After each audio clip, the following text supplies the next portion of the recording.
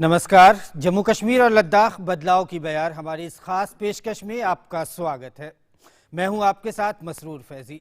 प्रवासी प्रजातियों के संरक्षण के लिए राष्ट्रीय कार्य योजनाएं तैयार हैं। प्रवासी पक्षियों की हिफाजत और बर्ड टूरिज्म को बढ़ावा देने के लिए कश्मीर के डॉचिजम नेशनल पार्क में बर्ड वॉचिंग प्रशिक्षण शुरू किया गया है। कश्मीर में पंचायत चुनाव की तैयारियां भी पूरे जोश व खरोश के साथ शुरू हो गई हैं। रोजमर्रा की मुश्किलों से निजात के लिए आम लोग अपनी पंचायत और अपनी ग्राम सभा चाहते हैं। वर्ल्ड स्नो शू चैंपियनशिप 2020 में कश्मीरी युवाओं ने 3 मेडल जीतकर अपने टैलेंट का लोहा मनवाया है। इस बदली हुई फिजा की कुछ तस्वीरें हम लेकर हाजिर हैं, तो आइए देखते हैं। सबसे पहले सुर्खियां। प्रधानमंत्री ने कहा, प्रवासी पक्षियों की सुरक्षा के लिए कार्य योजना तैयार। प्रवासी पक्षियों की हिफाजत और बर्ड टूरिज्म को बढ़ावा देने के लिए कश्मीर के डॉचिगम नेशनल पार्क में बर्ड वॉचिंग प्रशिक्षण। जम्मू कश्मीर में पंचायत की बची सीटों को भरने की तैयारी शुरू। रोजमर्रा की मुश्किलों से निजात के लिए आम लोग चाहते हैं अपनी ग्राम सभा। भारत ने यूएन महासचिव के कश्मीर मुद्दे पर मध्यस्थता की पेशकश को किया नामंजूर। कहा, कश्मीर का मुद्दा द्विपक्षीय मामला। और वर्ल्ड स्नो शू चैंपियनशिप 2020 में भारतीय एथलीटों ने जीते 3 मेडल। कश्मीरी एथलीटों ने बिखेरा जलवा। तो ये थी सुर्खियां। अब खबरों पर नजर डालते हैं। श्रीनगर के मशहूर पर्यटन स्थल डॉचिजम नेशनल पार्क में इन दिनों बर्ड टूरिज्म को बढ़ावा देने के लिए नौजवानों को प्रशिक्षण दिया जा रहा है। भारत ने मध्य एशिया हवाई मार्ग में प्रवासी पक्षियों को सुरक्षित रखने संबंधी राष्ट्रीय कार्य योजना भी तैयार की है। ऐसे में आने वाले दिनों में भारत में बर्ड टूरिज्म को बढ़ावा मिलने की उम्मीद है। देखिए हमारी ये खास रिपोर्ट। प्रवासी प्रजातियों के संरक्षण को लेकर 13वीं कॉन्फ्रेंस यानी कोप 13 को प्रधानमंत्री नरेंद्र मोदी ने वीडियो कॉन्फ्रेंसिंग के जरिए संबोधित किया। प्रधानमंत्री नरेंद्र मोदी ने कहा कि भारत ने मध्य एशिया हवाई मार्ग में प्रवासी पक्षियों को सुरक्षित रखने संबंधी राष्ट्रीय कार्य योजना तैयार की है। India is a part of the Central Asian Flyway for migratory birds. With a view to conserve the birds along the Central Asian Flyway and their habitats, India has prepared a national action plan for conservation of migratory birds along the Central Asian Flyway. प्रधानमंत्री ने जिन प्रवासी पक्षियों की बात की है, अगर आप उसकी हकीकत को अपनी आंखों से देखना चाहते हैं और अगर आपको प्रकृति से प्यार है, तो श्रीनगर के मशहूर पर्यटन स्थल दाचिगाम नेशनल पार्क की खूबसूरती आपके लिए किसी खजाने से कम नहीं है। पशु पक्षी हमारे जीवन के लिए कितने आवश्यक हैं। जरा सोचिए, अगर पक्षी न होते तो दुनिया कैसी होती। जब पक्षी आसमान पर पंख फैलाकर उड़ते हैं तो अपनी ओर सभी को आकर्षित करते हैं। पक्षियों को कोई सीमा, कोई सरहद भी नहीं रोक सकती। प्रकृति और पशु पक्षियों से प्यार करने वालों को एक बार श्रीनगर के मशहूर पर्यटन स्थल दाचिगाम नेशनल पार्क का दीदार जरूर करना चाहिए। श्रीनगर के दाचिगाम नेशनल पार्क मुख्तलिफ किस्म के दुर्लभ पक्षियों के लिए जाना जाता है। दाचिगाम नेशनल पार्क में इन दिनों बर्ड टूरिज्म को बढ़ावा देने के लिए नौजवानों को बर्ड वॉचिंग के लिए प्रशिक्षित किया जा रहा है, ताकि पक्षियों की सुरक्षा के साथ साथ बर्ड टूरिज्म को भी बढ़ावा मिले और पर्यावरण की भी हिफाजत हो। बर्ड वॉचिंग है, अगर आप देखेंगे फॉरेन कंट्रीज में बहुत पॉपुलर है। इनफैक्ट लास्ट ईयर यहाँ पे ऑरेंज बुलफिंच देखने के लिए फॉरेन से लोग आए, जबकि कश्मीरियों को पता भी नहीं था कि दाचिगाम में ऐसा बर्ड है। नेचर बेस्ड टूरिज्म को हम प्रमोट करें। एक स्किल डेवलपमेंट प्रोग्राम है एक्चुअली, ताकि हम बर्ड टूरिज्म को प्रमोट कर सके और बर्ड्स के बारे में एक तो सीख भी रहे हैं और साथ साथ क्या है कि हम फील्ड विजिट्स भी कर रहे हैं। तो फील्ड विजिट्स में हम आज यहाँ पे दाचिगाम आए, तो इसका ये ज़्यादा इंपॉर्टेंस था कि बर्ड्स के बारे में जो 11,000 species of birds all over the world है, उनमें से बहुत ज़्यादा परसेंटेज 13% इंडिया में है। और इंडिया में से भी जम्मू कश्मीर में, हमारे कश्मीर में बहुत सारी स्पीशीज़ ऑफ बर्ड्स है। तो out of 106 families there are around 41 families of birds found in only Kashmir valley. Dachigam का मतलब होता है 10 गांव। ये नाम इसलिए रखा गया है क्योंकि इस अभयारण्य की स्थापना से पहले यहाँ 10 गांव मौजूद थे। यहाँ दुर्लभ पक्षी हैं जो अब विलुप्त भी हो रहे हैं। ये नौजवान न सिर्फ पक्षियों की हिफाजत के गुण सीख रहे हैं, बल्कि इस कार्य से प्रकृति आधारित पर्यटन को भी बढ़ावा मिलेगा और युवाओं के लिए रोजगार का भी जरिया साबित होगा। जाचीगांव वाइल्ड लाइफ सेंचुरी देसी ही नहीं बल्कि विदेशी पर्यटकों के बीच भी काफी लोकप्रिय है। खासकर गर्मी के मौसम में यहाँ बड़ी संख्या में पर्यटक पहुँचते हैं। यहाँ आकर पर्यटक काले और भूरे भालू, तेंदुओं और प्रवासी पक्षियों का दीदार कर सकते हैं। ये वाइल्ड लाइफ सेंचुरी विशेषकर हंगुल के लिए भी प्रसिद्ध है। पक्षियों और पर्यावरण को सुरक्षित रखने संबंधी प्रधानमंत्री की दिलचस्पी और युवाओं का इस फील्ड में आकर्षण देखकर कहा जा सकता है कि अब कश्मीर के अलावा दूसरी जगहों पर भी इस दिशा में लोगों में दिलचस्पी बढ़ेगी। Kashmir desk, DD news. तो देखा आपने किस तरह से जम्मू कश्मीर का श्रीनगर का ये डॉचिजम नेशनल पार्क जो है ये पर्यावरण की हिफाजत के साथ साथ टूरिज्म को, जो नेचर टूरिज्म है, उसको भी बढ़ावा देने में एक मिसाल साबित होगा आने वाले दिनों में, क्योंकि ये फील्ड बहुत वाइड है और युवाओं को इससे रोजगार के अवसर भी युवाओं में बढ़ रहे हैं। आगे बढ़ते हैं। जम्मू कश्मीर में 2018 में हुए पंचायती चुनाव में आतंकियों की धमकी, अलगाववादियों के चुनाव बहिष्कार के आह्वान और मुख्य धारा के 2 राजनीतिक दलों में के चुनाव में भाग न लेने के ऐलान के बाद भी इन दलों के प्रॉक्सी कैंडिडेट मैदान में थे। पिछले पंचायत चुनाव के बाद जम्मू कश्मीर की जो सीटें बच गई थीं, इन खाली सीटों को भरने का ऐलान कर दिया गया है और उसके बाद से सियासी जमातें चुनाव की तैयारियों में जुट गई हैं। रोजमर्रा की मुश्किलों से निजात के लिए आम लोग मतदान चाहते हैं। ये चुनाव 8 चरणों में कराए जाएंगे। 5 मार्च को पहले चरण का चुनाव होगा। हमारी संवाददाता रमा त्यागी ने अवामी नुमाइंदों के साथ साथ वहां के आम लोगों से भी इस सिलसिले में बातचीत की है।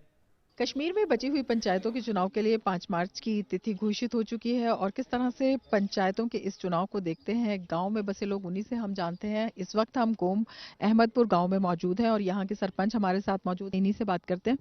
आप बताइए कि ये जो पंचायतों के चुनाव, अभी बची हुई पंचायतें थी जिनके चुनाव होने हैं, उनकी अनाउंसमेंट हो गई, इसको आप कैसे लेते हैं? पहले जो यहाँ पे इलेक्शन हुए थे 2018 में पंचायत के, उसका जो असर उस वक्त था कि पॉलिटिकल पार्टियों ने उसका बाइकाट किया था, लेकिन बाद में जल्दी उन्होंने पछताया भी कि हमने ये ठीक नहीं किया कि हमने पंचायतों का जो है पंचायत इलेक्शन का उन्होंने बाइकाट करके फिर पछताया। लेकिन अब जो बची हुई यहाँ पे पंचायतें हैं जिनके इलेक्शन होने हैं, बाई इलेक्शन, उनको लेकर लोगों में काफ़ी अच्छा उत्साह है और लोग चाहते हैं कि इलेक्शन हो जाए ताकि जिस तरह हम इस वक्त जो है काम कर रहे हैं लोगों की, और लोगों की जो भी बुनियादी ज़रूरियतें हैं जो हमारे ऊपर उन्होंने जो पंचायत के माध्यम से हम करने जा रहे हैं या कर रहे हैं, तो वो देख के कि अब लोग काफ़ी इसमें बिल्कुल बढ़ चढ़ कर हिस्सा लेंगे। विभिन्न दल हैं जो पंचायत चुनाव का बॉयकॉट करते हैं या चुनाव में किसी तरह की बाधा पैदा करते हैं, रुकावटें पैदा करते हैं, उनके इस रुख को किस तरह से आप देखते हैं? बाइकाट का मुझे नहीं लगता कि कोई असर होगा, चाहे वो पॉलिटिकल पार्टीज़ का हो या किसी और तरह का बाइकाट हो, उसमें मुझे नहीं लगता कि कोई असर होगा अब, क्योंकि लोग अब चाहते हैं कि हम इस प्रक्रिया में आ जाए और लोगों की खिदमत करें। क्योंकि इसमें जो बिचौले थे, जो इससे पहले 14 FC या CD पंचायत या कोई और फंड जो हमें रिलीज़ होता था डिस्ट्रिक्ट से या किसी मिनिस्टर से या कोई भी, उसमें बीच वाले लोग जो है, अब डायरेक्ट ये पैसा पंचायत में आता है और पंचायत खर्च इसमें अच्छी तरीके से पैसा खर्च करे। जब से हमारा ये इलेक्शन हुआ इधर गाँव में, पिछले सालों में अगर देखेंगे तो कुछ अच्छा नहीं, दिलचस्पी नहीं थी। जब से मोदी जी ने यहाँ ये जो पंचायत में सब कुछ दे दिया है तकरीबन मेरे ख्याल में, तो उससे हमें लगता है कि ये इलेक्शन, ये जो पंचायत इलेक्शन है, बहुत मुफीद है हमारे गाँव के लिए और गाँव के लिए, सारे JNK के लिए। जब तक ये चुनाव नहीं हुए थे या जिस तरह से अभी पंचायतों को डायरेक्ट अधिकार मिले हैं, पहले ये नहीं था, तो काफ़ी खामियाजा गाँव को इसका उठाना। पैसे आते थे, लेकिन ये जो गाँव के लोग हैं, ये जो डेवलपमेंट है नहीं होती थी।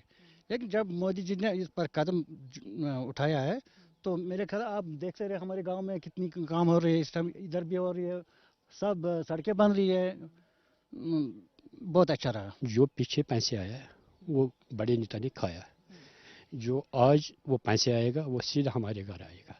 सीधे हमारी काम पर रहेगा। वोट तो डालना पड़ेगा, ज़रूरी नुमाइंद होना चाहिए, हर महल्ले में होना चाहिए, हर गांव में होना चाहिए। पंचायत ज़रूरी होना चाहिए, नुमाइंदे सरपंच होना चाहिए, पंचस होने चाहिए। इससे डेवलपमेंट होता है गाँवों में, कोचे बनते हैं, वो ड्रेनेज बनते हैं, पार्कस बनते हैं, बहुत काम होता है। इसलिए पंचायत बहुत ज़रूरी है। इन लोगों का कहना है कि ये सुविधाएं हासिल करने के लिए, ये जो तमाम यहाँ पर जो लाइफस्टाइल है उसको आगे बढ़ाने के लिए ये लोग यहाँ पर तत्पर हैं। ये चाहते हैं कि यहाँ का विकास हो, यहाँ पर हर आदमी को समान रूप से सुविधाएं प्राप्त हों, और इसके लिए ये पंचायत चुनाव बहुत ही ज़्यादा ज़रूरी है। कैमरामैन कुलदीप शर्मा के साथ रमा त्यागी, डीडी न्यूज़, गोम। तो सुना आपने कि किस तरह से जम्मू कश्मीर के लोग चाह रहे हैं कि ग्राम सभा उनकी जो है गांव की जो समस्याएं हैं वो ग्राम सभा में तय हो, और ग्राम सभा जो है उनकी तरक्की की रूपरेखा वो तय करे, क्योंकि अब सीधे डायरेक्ट सेंटर के फंड हो या जो सरकार के फंड है वो डायरेक्ट ग्राम सभा में पंचायत के सदस्यों के हाथ में जा रहे हैं। इससे गांव का विकास हो रहा है। हम आगे बढ़ते हैं। भारत ने संयुक्त राष्ट्र महासचिव एंटोनियो गुतरेस की कश्मीर मुद्दे पर मध्यस्थता की पेशकश पर कड़ी प्रतिक्रिया व्यक्त की है। विदेश मंत्रालय के प्रवक्ता रवीश कुमार ने कहा कि कश्मीर पर किसी तीसरे पक्ष की मध्यस्थता की कोई भूमिका नहीं है। उन्होंने कहा कि भारत के रुख में कोई बदलाव नहीं है। जम्मू और कश्मीर भारत का अभिन्न हिस्सा रहा है और आगे भी रहेगा। अगर किसी मुद्दे के समाधान की जरूरत है तो वो पाकिस्तान द्वारा अवैध तौर पर कब्जे में लिए गए इलाके को खाली कराने का मुद्दा है। बाकी का कोई मसला अगर कोई है भी तो उन्हें लेकर द्विपक्षीय चर्चा होगी। किसी तीसरे पक्ष की कोई भूमिका या मध्यस्थता के लिए कोई गुंजाइश नहीं है। गौरतलब है कि एंटोनियो गुतरेस 4 दिन की पाकिस्तान की यात्रा पर हैं। और अगली खबर पर नजर डालते हैं। वर्ल्ड स्नो शू चैंपियनशिप 2020 में भारतीय एथलीटों ने 3 मेडल हासिल किए हैं। भारत की तरफ से अयान बिन शहनाज ने सिल्वर, जबकि जैन अली और मुजम्मिल हुसैन ने अपने अपने वर्ग में कांस्य पदक हासिल किए। ये तीनों एथलीट कश्मीर के रहने वाले हैं। इस प्रतियोगिता में अमेरिका, ऑस्ट्रेलिया, इटली, जर्मनी और स्पेन सहित 17 देशों के प्रतिभागियों ने हिस्सा लिया था। हाल ही में कश्मीर में खेलो इंडिया के तहत होने वाले खेल महोत्सव में स्नो शू को भी शामिल किए जाने का ऐलान किया गया है। स्नो शू कश्मीर में एक नया खेल है, लेकिन अमेरिका व यूरोपीय मुल्कों में ये बहुत लोकप्रिय खेल है। इन मुल्कों में ये खेल सिर्फ एक खेल ही नहीं है, बल्कि सर्दी में स्थानीय लोगों की रोजमर्रा की जिंदगी का एक हिस्सा भी है। तो स्नो शू में कश्मीर के युवाओं को कामयाबी मिली है। अगली खबर पर नजर डालते हैं। जम्मू कश्मीर में पाकिस्तान की तरफ से संघर्ष विराम का उल्लंघन की वजह से लगातार सरहदी इलाके में रहने वाले लोगों की जिंदगी मुश्किलात में रहती है। प्रशासन ने कुपवाड़ा और बारामूला में सीमा पार से गोलीबारी वाले क्षेत्र में 125 सामुदायिक बंकरों के निर्माण के लिए 25 करोड़ रुपए मंजूर किए हैं। सिल्लीकोट, बालाकोट, हथलांगा और तिलवाड़ी जैसे एलओसी के लोगों से डीडी न्यूज़ ने बात की। उन्होंने कहा कि हम खुश हैं कि हमारी मांग पूरी हो रही है। हमारी सालों से जो मांग थी वो पूरी हो रही है। सरहदी इलाकों में रहने वाले लोगों के लिए सरकार ने हजारों बंकर बनाए भी हैं ताकि मुश्किल हालात में जिंदगी की उम्मीद न छूटे। बंकर में सामान्य घर के मुकाबले में 3 गुनी बंकर ये मोटी होती है। शीलिंग के दौरान लोग बंकरों में चले जाते हैं और अपनी जिंदगी बचा पाते हैं। फायरिंग होती है, लोग तो बहुत डरे हुए होते हैं। जब फायरिंग होती है लोग अपने घरों में मतलब घुस जाते हैं, कहीं किसी भी जगह में घुस जाते हैं। अब हम चाहते हैं कि गवर्नमेंट से अपील करते हैं, बैंकर से हम चाहते हैं कि हमें मदद हो, इसमें बैंकर्स होने चाहिए। यहाँ शेलिंग बहुत ज़्यादा होती है, आज को आपको भी पता है सर। हम चाहते हैं कि हमारे पास भी बैंकर पहुँचे, क्योंकि यहाँ की जो बस्ती है वो भी नज़दीक नहीं है सर, काफ़ी दूर दूर यहाँ मकान है सर। हम चाहते हैं कि 1-2 घरों को अगर एक बैंकर दिया जाए सर, वो हमारे लिए अच्छा होगा। तो जम्मू कश्मीर में अलग अलग तरह से जो सरहदी इलाके के लोग हैं उनकी हिफाजत के लिए बनकर भी बनाए जा रहे हैं और लोगों को उनका जो है ये फंड उनके गांव तक पहुंच रहा है।